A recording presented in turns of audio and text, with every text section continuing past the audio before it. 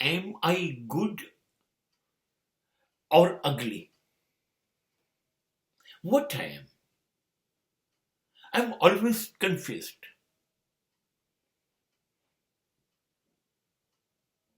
હું મૂંઝાઈ ગયો છું.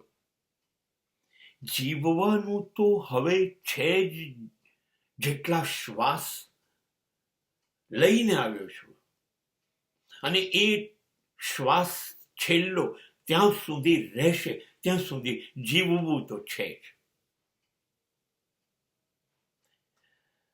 પણ જીવન જીવતી વખતે બહુ શંકાઓ રહે છે, અને હોવી જોઈએ. કેમ કે આપણને હૃદયની સાથે સાથે મન, બુદ્ધિ પણ આપ્યા છે. આપણે પશુ નથી. પશુ વિચારી નથી શકતું. એટલે જીવનનો દુરુપયોગ કરી શકે, જીવનને વેડફી પણ શકે, એ કરી શકે. પણ આપણે ન કરી શકીએ. સવાલ ઈશ્વર છે કે એનો નથી. સવાલ સ્વર્ગ છે કે નર્ક એનો નથી.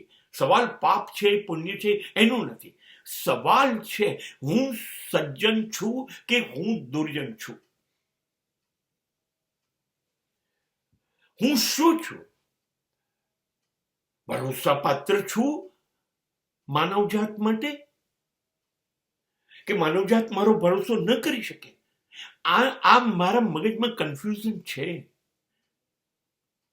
કેમ કે માનવજાત જે છે, શું કહું, હજારો વર્ષો બોલવું એના વિશે.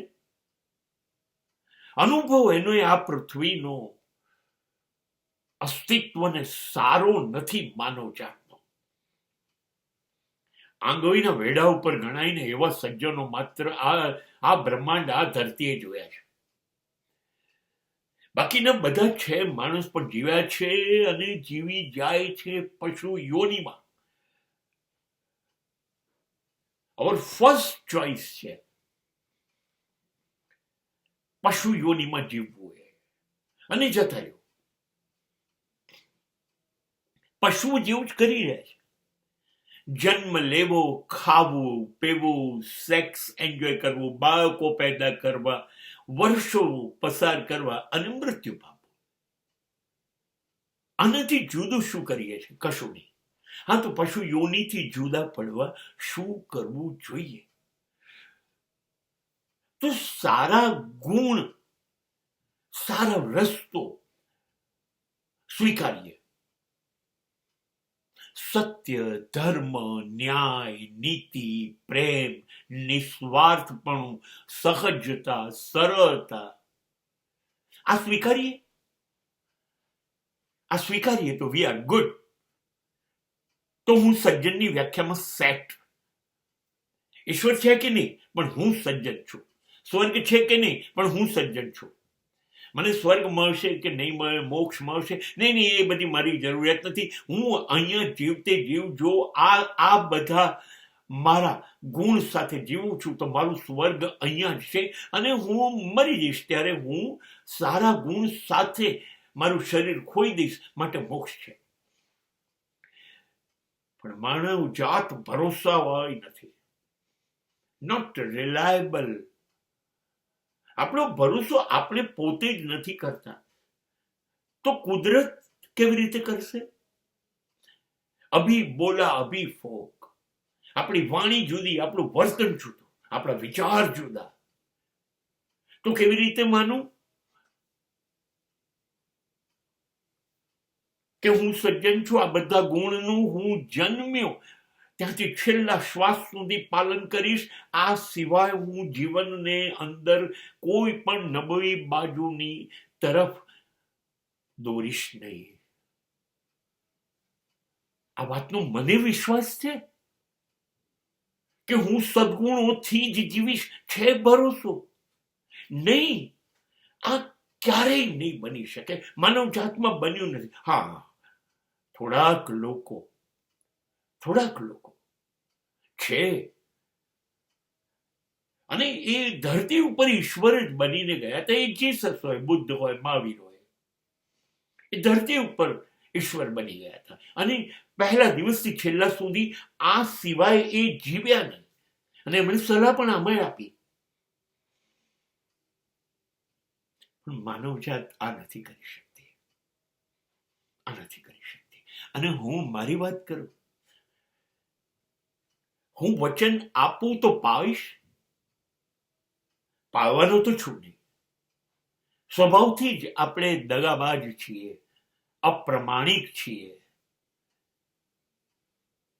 તો હું વચન આપું, હું સત્ય, ધર્મ, નીતિ, ન્યાય બધાના રસ્તા ઉપર જીવનભર હું જીવીશ.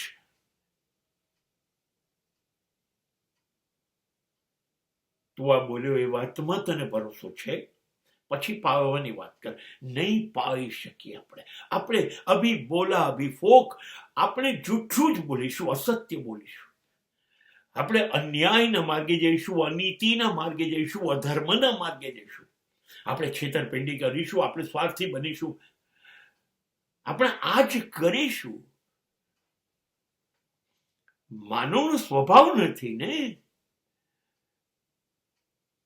હું કન્ફ્યુઝ છું કે આપણે કહીએ છીએ સારા બનવું જોઈએ, પણ બનવા માટેની આપણી કોઈ તૈયારી તો છે નહીં. We are not ready. We are not ready to be a gentleman, and that is the ugliness of a mankind.